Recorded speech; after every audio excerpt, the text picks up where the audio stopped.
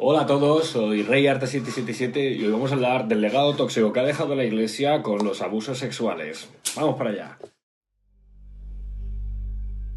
Faithful Catholics convinced that the criminal behavior of a handful of their priests has been compounded by betrayal by their bishops and their popes. On the sexual abuse and on the failure of the church at very senior levels, right up to the president. Father Wayne Peters has confirmed to us that he On the sexual abuse. By betrayal by their bishops and their pope. Y bien, pues yo creo que son preguntas que nos hemos hecho todos alguna vez, ¿no? Ya sea desde el que está dentro de la Iglesia, en el punto de vista, oye, esclarecerme con algún dato o alguna cosa, ¿no? Hasta, pues, los que están fuera de la Iglesia diciendo, ¿y esto? ¿Qué sentido tiene, no? Bueno, ya hay gente que directamente no pasa a la pregunta, sino que todo cura es pedrasta, la Iglesia es un negocio, etcétera, etcétera, etcétera. ¿Qué vamos a contar sobre eso? Me va a costar hacer el vídeo sin soltar spoilers que luego en el vídeo van a ver. Bien, todo esto viene a comenzar sobre los años 60, 70 en Estados Unidos, país en el cual nos vamos a centrar bastante porque ha sido el primero en ver este cáncer y en querer erradicarlo, ¿vale? Y sobre los años 60-70 en Estados Unidos se constipó, digamos, sobre esta materia y Europa empezó a estornudar, tal y como pasa en la economía. En esta triste historia de traición salieron a la luz sacerdotes que eran verdaderos depredadores sexuales, aprovechándose de la inocencia de sus víctimas. Expusieron a toda la Iglesia a una grandísima vergüenza, escarnio público e incluso a una crisis económica. De esto, si incluso alguno quisiera focalizar, no solo tiene culpa el clero estadounidense, sino que también el Vaticano, por su demora, extraordinaria demora y tardanza en tomar decisiones. Este hecho oscuro no solo hizo daño directo a las víctimas, por supuesto, sino que también hizo daño a millones de católicos que tambaleó su fe. Y a muchísima otra gente que podía tener dudas y ya no que se quiso acercar a la Iglesia. Todo esto, unido a un pensamiento protestante que empezaba a nacer en esos momentos, incluso en el seno de la Iglesia, un relativismo sobre las Escrituras, hizo que naciera la famosa frase, por lo menos aquí en España: yo creo en Dios, pero no creo en la Iglesia. Yo creo en Dios, pero no en los curas. Los curas. Es por esto por lo que este tema es fundamental para la Iglesia. Es un tema neurálgico en el que habría que tratarlo, mucho más de lo que se trata, pero no por el morbo, como quieran hacer los medios, sino porque realmente, si esto es completamente absoluto, es decir, la Iglesia es un nido de abusadores, de pederastas, pedófilos y tuza de esa, entonces se ataca directamente a la verdad. Es decir, la Iglesia perdería credibilidad y con ello el Evangelio sería un chiste. Bien, es difícil comenzar por algún lugar, pero vamos a intentar hacer algún tipo de fases y luego cronología, ¿vale?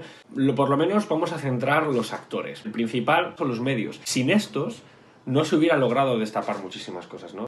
Una tal Peggy Noonan dijo que la prensa ha sido la mejor amiga de la Iglesia Católica en relación con los escándalos porque ha revelado los hechos y ha obligado a la Iglesia a enfrentarse a ellos. Otro francés decía, no debería decir j'accuse, sino gracias o gracias, como se diga. Pues es cierto, ¿no? Hay que también alabar a los medios. Quizás sabemos que en los términos de hoy en día con muchas fake news y desastres como hace La Sexta, que no se informa sobre ciertas cosas y luego las publica, o algunos periódicos como El País, que hoy mismo ha tratado una foto que ha ocurrido en Getafe con el obispo Don Ginés y una serie de sacerdotes hablando con el Papa, y ha utilizado la foto para decir que esos sacerdotes, bueno, indirectamente señalar que esos sacerdotes están relacionados con una cumbre antipederastia que va a haber en Roma. Bueno, salvo por esas cosas, y que ocurren más bien hoy, en esta época los medios gozaban de bastante independencia. Gracias a ellos se descubrían corruptelas, asuntos oscuros que el establishment de esa época evitaba que ocurriesen, ¿no? Y gracias a los medios todo esto quedaba destapado. Es por ello que deberíamos de dar gracias a los medios, ya que por ellos empezó todo esto, al menos en el early. No estamos en el LOL. Y por último, último he dicho solamente un actor, hay muchísimos más en el... Tendríamos que decir, mentar también especial a la Iglesia, o según desde fuera se vea a una parte de la Iglesia. Es por parte de la Iglesia que se consiguió que las víctimas consiguieran hablar y decir los testimonios y entonces acusar a estos sacerdotes. Aunque suene esto un poco raro, vamos a tomar las palabras por lo menos que en relación a los medios que hemos hablado antes, dijo el cardenal Reinhard Marx, arzobispo de Múnich, que dijo algo así como: es inútil echar pestes contra los medios o condenar la opinión pública. Lo que hay que hacer es asumir públicamente una posición clara y neta en contra de lo que ha pasado, a través de una acción ejemplar, hablando siempre que sea preciso y aclarando todo lo que sea necesario. Enfrentarse a los medios, al público, es un desafío que los obispos han de aceptar. Jugar a la defensiva, banalizar o relativizar los problemas no ayudará a reconquistar la credibilidad perdida. No hay alternativa a actuar de manera abierta, transparente y sincera. Me parece que eso resume bastante bien el pensamiento que la Iglesia por lo menos toma. Podéis ver youtubers como el padre Dani, en el cual le salgan el tema y no empieza a decir: no, es que...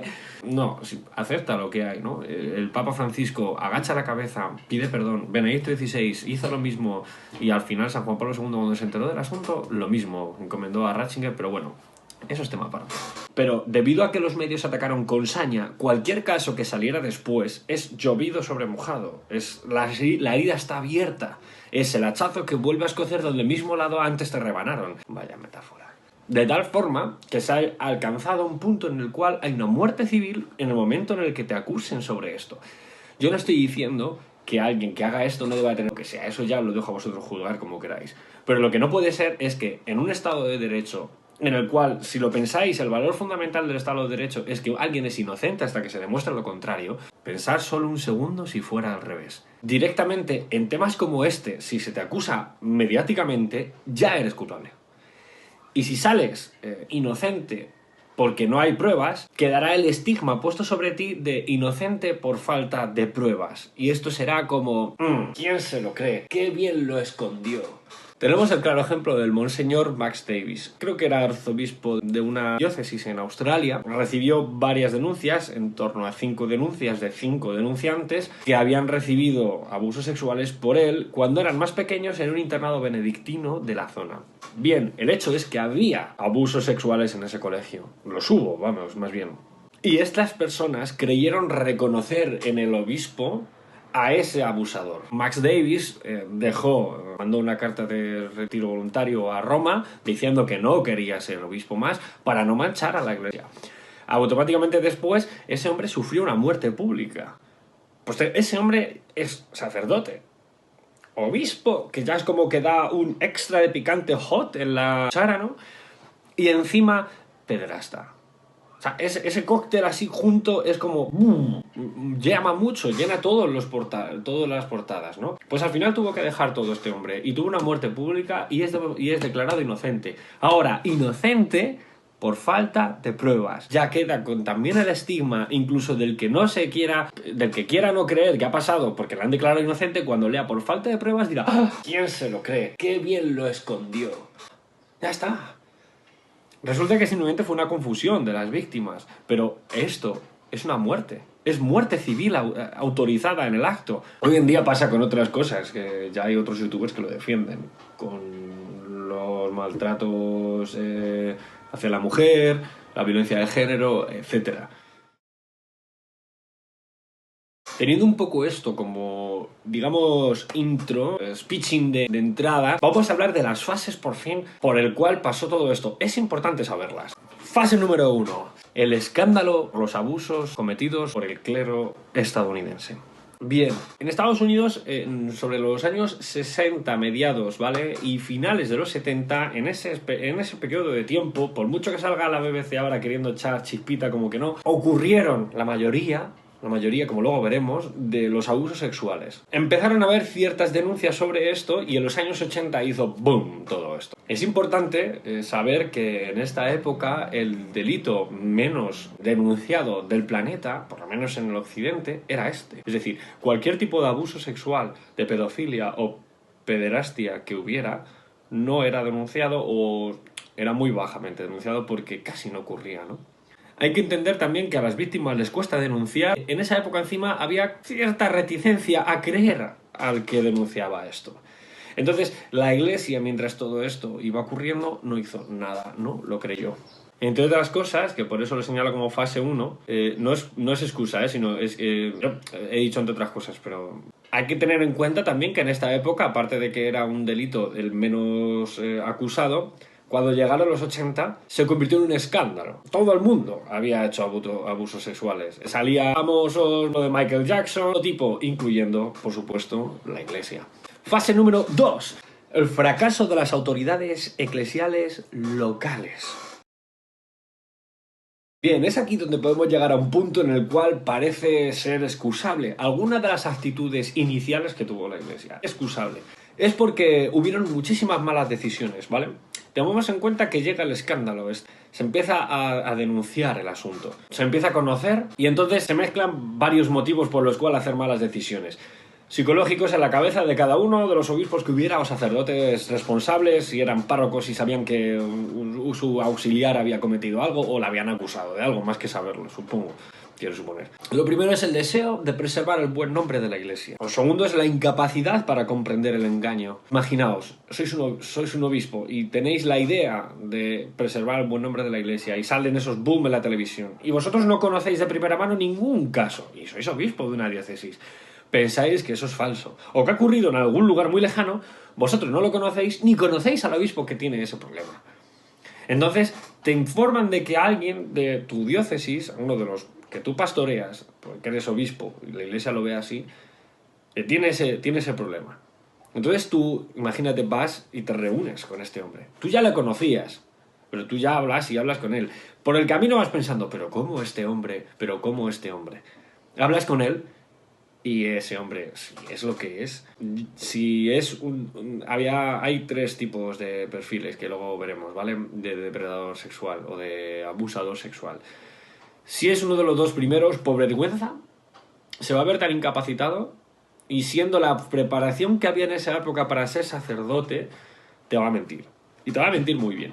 Además, va a tirar de iglesia, de que no, de que cual, de que pla, de que pío, de que miau, de que lo que sea. Y si es el tercer perfil, que es el verdadero, podríamos decir demonio, o sea, el verdadero depredador, ese va a tener labia de sobra para mentirte. Entonces digamos que eso, primero preservar la imagen de la Iglesia, segundo, incapacidad para comprender el engaño que se estaba produciendo, tercero, el fe que se tenía en el poder de la terapia, esto lo digo porque incluso en el caso de haberse descubierto, venga, vamos a terapia, tapamos el asunto, tú te curas, etcétera, solo así una vez, no te preocupes, me parece vomitivo, pero se creía en eso. La dificultad de las víctimas para hablar de forma clara y concisa sobre el problema.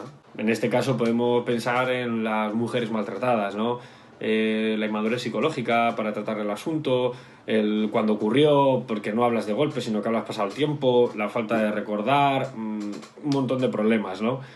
Parece que en muchos casos no se trata, entonces podemos presumir en esta segunda fase que hablamos, de una ocultación deliberada, por lo menos no en todos los casos, sino en bastante pocos habría ocultación deliberada, y más bien lo que había era una ignorancia mayúscula sobre el hecho.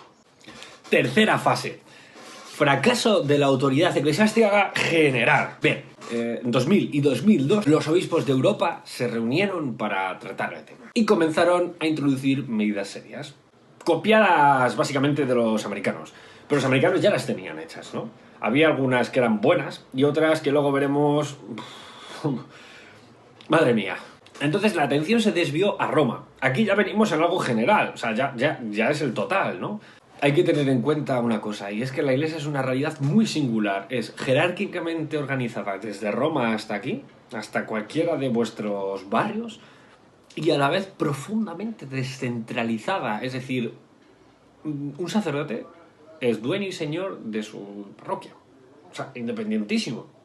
¿Qué ocurrió cuando se desvió la atención a Roma? Que Roma hizo... oídos sordos. Después, cuando ya se empezaron a saber de casos especialmente graves, todo es especialmente grave, hablando de abusos sexuales de esta índole, pero vamos a hablar de algo especialmente grave, ¿no?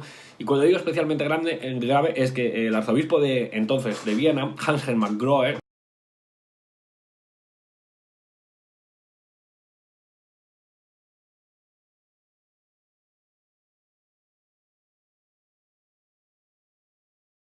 no sé lo de Grohe cómo se dice porque tiene diéresis encima de la O, pero Hans-Hermann Grohe y Maciel Delgado Degollador, el fundador de los Legionarios de Cristo.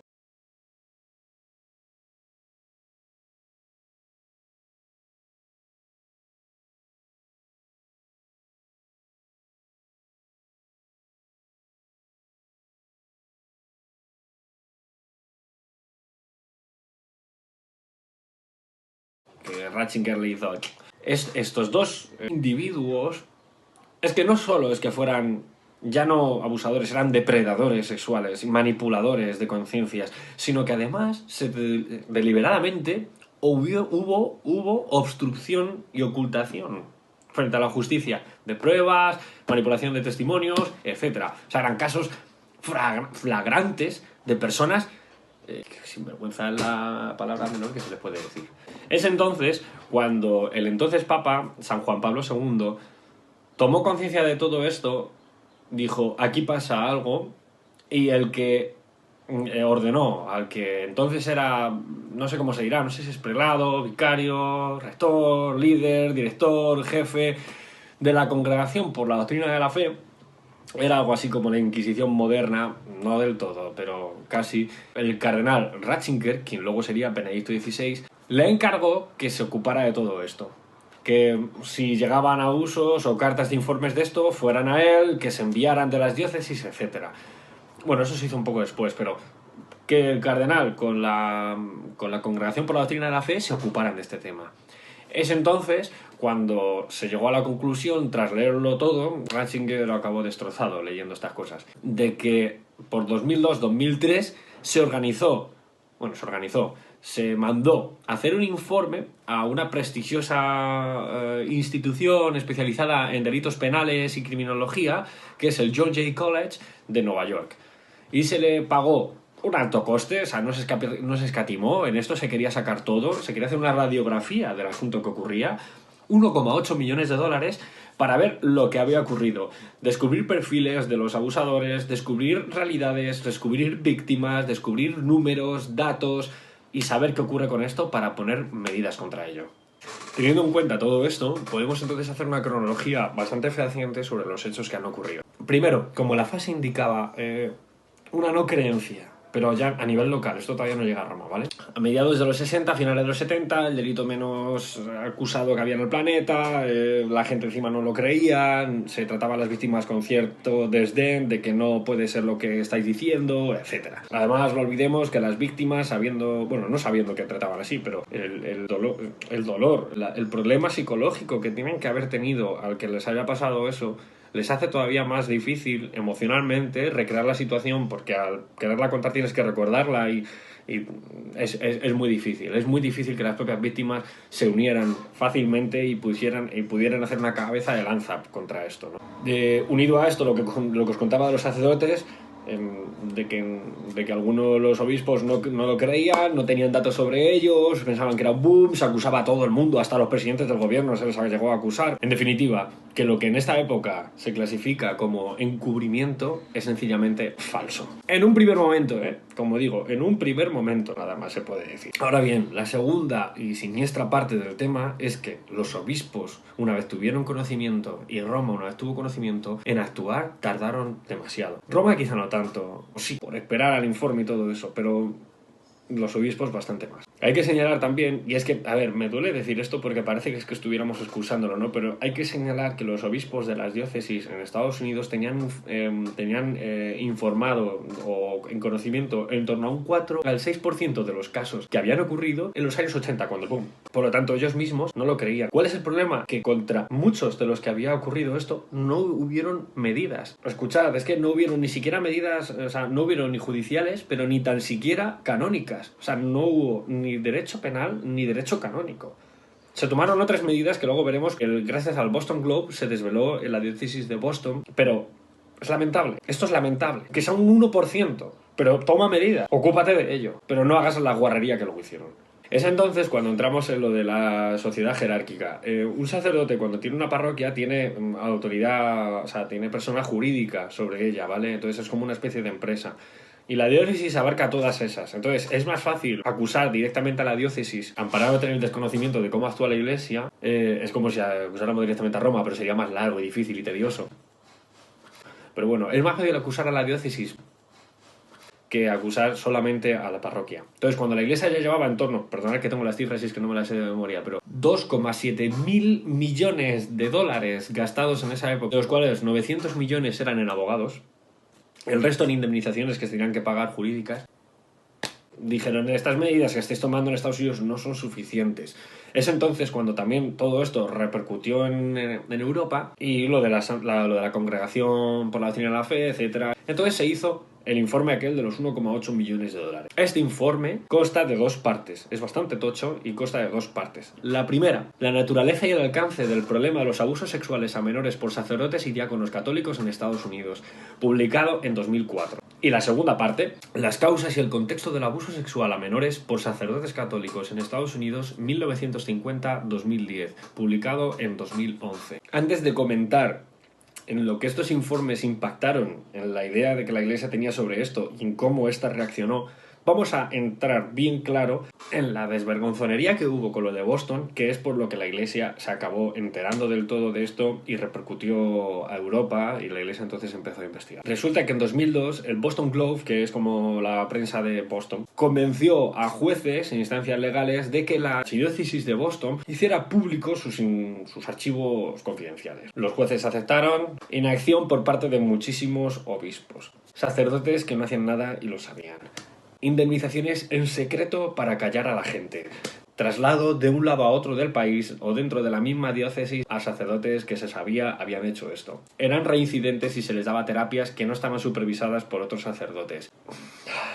¡Qué vergüenza! ¡Qué vergüenza! En este periodo letal hablamos de que entre 1960 y 1970, atención, entre 1.000 y 3.000 sacerdotes, Estados Unidos hablamos, vieron este tipo de comportamientos, dejando una ristra tras de sí. Atención, de más de 100.000 almas. Más de 100.000 personas habían sufrido abusos por parte de estos 1.000, 3.000 sacerdotes. Como veis, la proporción da más de uno. Bien, vamos a entrar en eso con el informe. Francisco ante esto dijo, tengo la frase exacta, pero es que la quiero decir como él. Sacerdotes corruptos que en vez de dar el pan de vida, dan comida envenenada al pueblo santo de Dios. Esta gente tenían una posición en la Iglesia, una posición de poder, incluso de confort, pero no la palabra de Dios. Bien, teniendo todo esto en cuenta, vamos a hablar de lo que había en el informe, que es temita. Bien, está separado, es muy importante, es un informe bastante tocho y de este se desglosan varias cosas, como por ejemplo, el primero va desde el periodo de 1950 hasta 2002. En todo este periodo, 4.392 sacerdotes de 100.000 que eran en Estados Unidos son acusados de abusos sexuales, ¿no? El 4,4% y algo, el 4,4% de la población total de sacerdotes en Estados Unidos. Entre los 60 y los años 80 se reciben el 80% de las acusaciones. Más de la mitad fueron acusados por un incidente aislado, es decir, una sola vez. Y en torno al 95% la víctima había sido varón, superando la etapa de pubertad. Es decir, hablamos de pederastia. Vamos a... 149 sacerdotes fueron responsables de 1/4 de todas las acusaciones. Por favor, es que es... qué asqueroso. 149 sacerdotes entonces fueron responsables de 25.000 casos. 25.000 casos. 149 tíos. Estos eran... Es que cuando digo lo de demonios es que se me queda corta la palabra, es que es algo asqueroso, es que son seres nauseabundos. O sea, 149 a 25.000. ¿A cuántos toca por persona? Es que no quiero hacer ni la división. Pero a un canteo. Estos engloban el 40% de las denuncias entre 1964 y 1970, ¿vale? Porque hay denuncias incluso que se hacían de más. Se hablaba, pues todo el mundo abogaba por apretar ahí para destapar a este hombre, ¿no? A estos hombres. Bien, esta es la parte 1 bastante... Vamos a la parte 2. La parte 2 es que en 1985 los obispos... La parte número 2 no se centra tanto en estos datos, sino en los datos de cómo la Iglesia quiso racinar y en qué cosas mínimos como un múltiplo había para las situaciones y que se pudiera destapar o no esto. Los obispos de todo Estados Unidos conocían en torno al 6% de los casos, antes dije entre el 4 y el 6, que cuando ya habían ocurrido más del 80% de todas estas, o sea, unas 80.000 denuncias, más o menos. O más, porque claro, había más denuncias que casos. Mucho después, en la década de los 90, es cuando comenzaron a saber y entonces a emplear sus medidas. No todas estas medidas eran las que hemos comentado antes, sino que había algunas que eran bastante correctas, sobre previsión, deontologismos de la pastoral, etc. Cosas que luego heredó la Conferencia por la Doctrina de la Fe y las implantó. Entonces las conferencias episcopales, de forma independiente, ya desarrollaron ciertos métodos que funcionaban. Y este informe demuestra algo que a mí me ha sorprendido cuando lo he leído, y era que mientras en el resto del mundo, o sea, esto era algo pandémico, endémico, asqueroso, generalizado, global, es decir, en todo el mundo empezaban a subir los escándalos por abusos sexuales, en la Iglesia, en esta época, en esta década, el de los 90, comenzó a descender progresivamente. Es entonces cuando llegamos al punto de que en 2003 Ratzinger tiene conocimiento de esto, pide que se manden todos los informes de todas las diócesis del mundo a la Congregación por la Doctrina de la Fe en Roma, recibe más de 3.000 informes, es decir, de fuera del mundo, más de 3.000 informes, no solo Estados Unidos ya tenía los suyos, y empezó a leer las cartas para establecer métodos de actuación. Hay que decir que la Iglesia ya tenía en su método de actuación canónico que si esto ocurría fuera del sacerdocio, pero era algo largo. Era algo largo. Entonces Ratzinger, cuando llegó a ser papa, cambió esto. Y fue algo casi automático. Si tú llegaba a un informe y era un caso aislado, lo que se intentaba era de alguna manera una reestructuración de la persona. Se le mandaba a otro sitio, se le recluía. Es entonces cuando el pontificado de Benedicto XVI, tomo los datos, 848 sacerdotes fueron directamente expulsados y 2.572 ya viejos enfermos que ya habían cumplido su pena en prisión recibieron penas en el derecho canónico. Retiradas, penitencia de oración, aislación, etc., ¿no? Aceptó la división voluntaria de 75 obispos. Les mandó carta diciendo dimitir.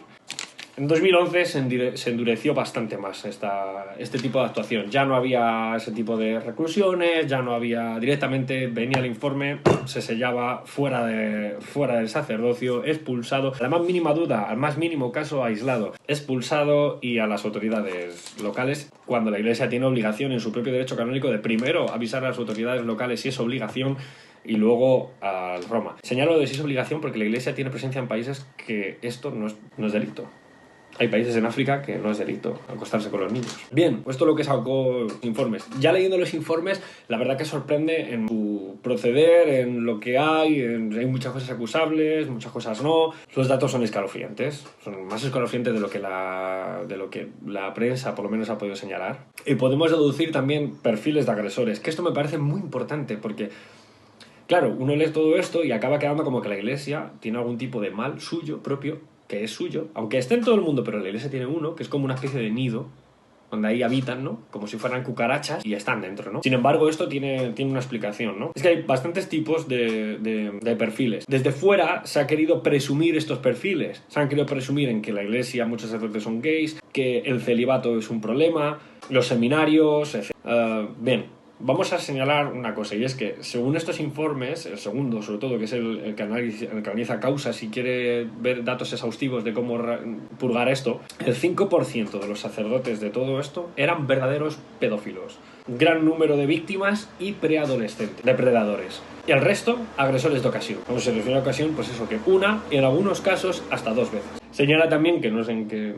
Bueno, yo a lo mejor no sé tanto de psicología, que más del 50% de los casos de postpubertad eran solo una vez. El perfil del agresor ocasional suele ser alguien sexualmente confuso, suele ser alguien que incluso ha recibido abusos sexuales él previamente, suele ser personas con confusión de identidad sexual. Todos los agresores han entrado con anterioridad a los años 70 en la Iglesia. Esto es, eran chicos que en bachillerato, con poca experiencia de vida, no había exámenes exhaustivos a la hora de entrar, no había examen psicológico previo, no había un análisis, en definitiva no había un análisis exhaustivo sobre por qué quieres ser sacerdote toda tu vida. No había formación sobre la sexualidad, no había programas sobre los límites deontológicos de la pastoral, sobre control de impulsos, etc. Todo lo que ahora hay. Y por tanto, la segunda cosa es que la media de la edad de todos los agresores son unos 53 años.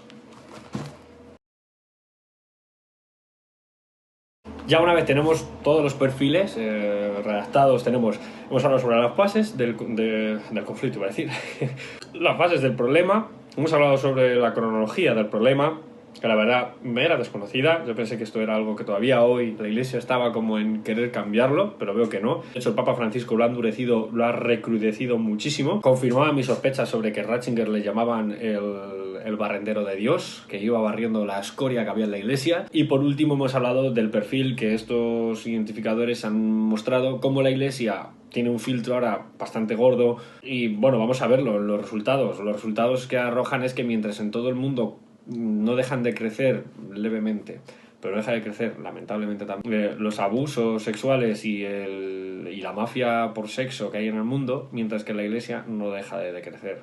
Tenemos algún que otro mito que también desmentir. Lo primero es que se señala que esto ha sido difícil de entender porque primero va el derecho canónico, que es extremadamente largo, y entonces luego ya se le acusa periodo civil. No. La Iglesia, dentro del derecho canónico, como he dicho antes, tiene obligación primero, si es obligatorio en el país, de acusarle jurídicamente y después canónicamente. Digo esto porque hubo una carta por las Naciones Unidas, supuestamente de 18 expertos que eran de Arabia Saudita, Siria cuando había gaseado con gas mostaza, Rusia, China, organizaciones LGTB y organizaciones proabortistas, acusando a la Iglesia de todo esto, y en vez de hablar de esto, se centraban en aprovechar este bombardeo que había sobre esto para atacar con saña en aborto, matrimonio entre homosexuales. Otra de las cosas que podemos sacar como conclusión o como mito desmentido es que efectivamente antes era difícil expulsar a un sacerdote, pero ya estaba. Lo que la Iglesia ha cambiado es que esto ya no sea tan procedimental. O sea, básicamente es automático. No es automático porque no hay un robot, pero vamos, que es recibir la notificación en Roma, sellarla y luego, además, los obispos, que era el mayor problema que hubiera, ¿no? Si el obispo tiene este problema o ha hecho encubrimiento, entonces la posibilidad de subsanación es imposible. O sea, Roma tendría que enterarse mediante el nuncio y que el nuncio no sea ya. Entonces ahora es distinto. Los obispos que tenían ese problema han sido desechados. Hay una concienciación por los obispos increíble. De hecho, en los cursos de formación que se hacen de la diócesis, ellos o escuchan a víctimas para concienciarse sobre ello y hacer medidas locales. A lo mejor, imaginaos, la diócesis no sé dónde, de Barcelona. Pues el obispo de allí conoce que ha ocurrido algo en especial o que hay un patrón que él conoce, y lo primero que hará es reunirse con los sacerdotes e intentar hacer medidas para contrarrestar esto, para que esto no siga ocurriendo, ¿no?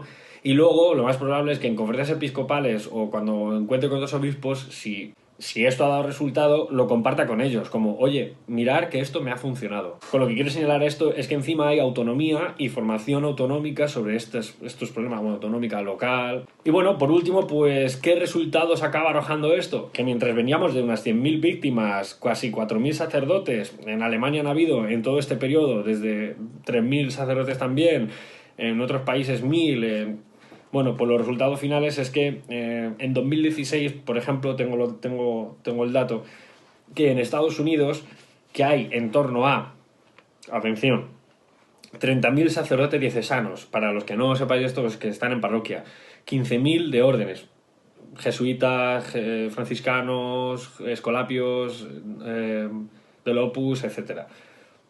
30.000 ministros. Supongo que ordinarios, extraordinarios no se cuentan. Es gente que ayuda al sacerdote, para que lo entendáis más o menos así aflojado. 13.000 diáconos. Se entiende que no son dentro de los ministros porque estos van para ser sacerdote.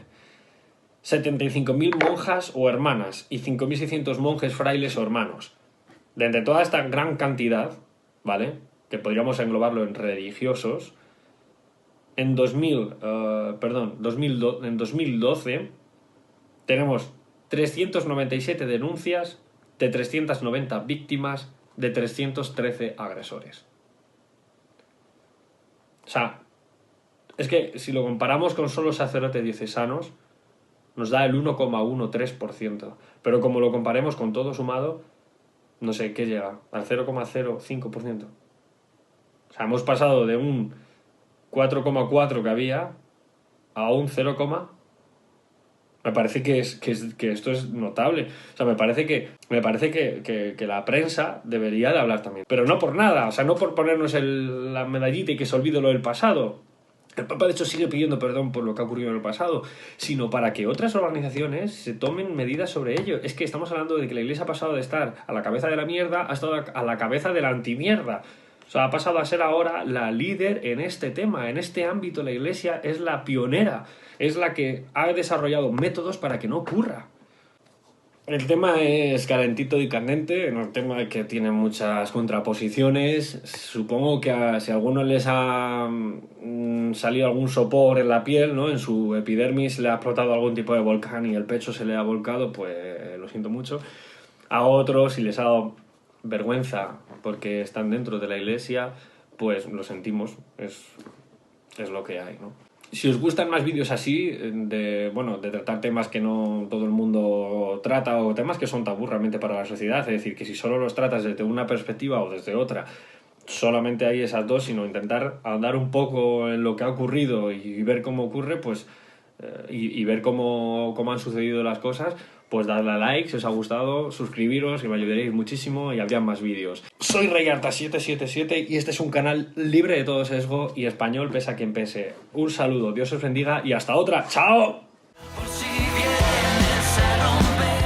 Por cierto, sobre lo que comentábamos de la diócesis de Getafe, que había venido el Papa y eso, os pongo debajo en la descripción un link sobre el youtuber Pachi Broncalo, o Ronchalo, no sé cómo se dirá, un sacerdote bastante majo, en el cual os recomiendo que le sigáis y veáis el vídeo y veáis lo que cuenta sobre el Papa. Ahí os lo dejo. ¡Chao!